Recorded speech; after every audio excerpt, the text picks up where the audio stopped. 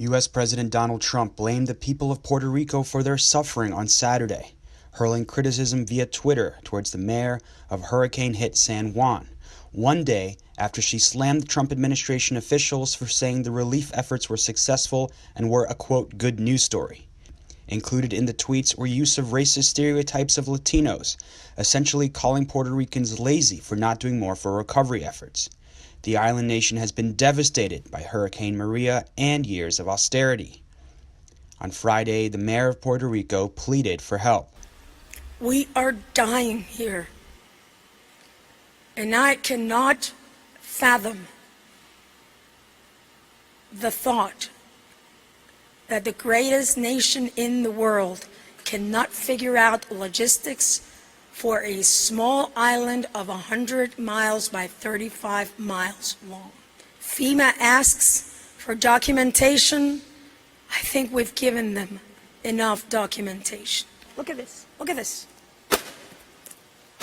So I am asking the President of the United States to make sure somebody is in charge that is up to the task of saving lives. If anybody out there is listening to us, we are dying, and you are killing us with the inefficiency. And if we don't stop, and if we don't get the food and the water into people's hands,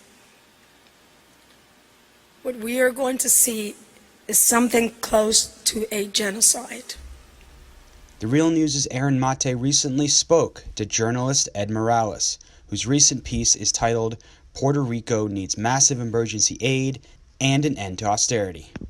Yeah, I mean, that's typical of what we've heard from the Trump administration so far. I mean, usually from Trump, and he sounds like a used car salesman that is telling you that, a car that is completely broken down is going to be a great car and it's going to be wonderful for your family. I mean, it's the same thing over and over with him. And it's incredible how, the American public allows or elected him or allows him to continue to operate in this fashion. But I guess we're just in a sort of a post-fact age, or just an age of disconnection. Right. Now, your piece for The Nation also calls for an end to austerity, arguing that the economic conditions that Puerto Rico faced before the storm helped worsen its impact. Why does Puerto Rico now need an end to austerity?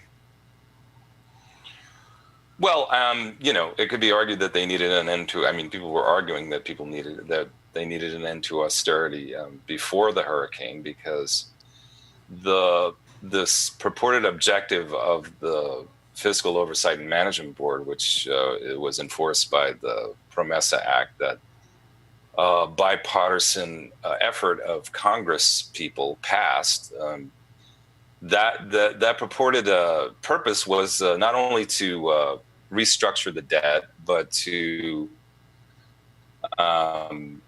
get the economy going again. But the idea of getting the economy was going is not something that they tackle seriously. And most of the measures for at least the first year and probably the years after that were more designed to just extract more from the populace through levying more taxes, privatizing more services, so that and that would result in less money going to the government coffers, and cutting jobs. So the island was going into a really bad situation economically, regardless.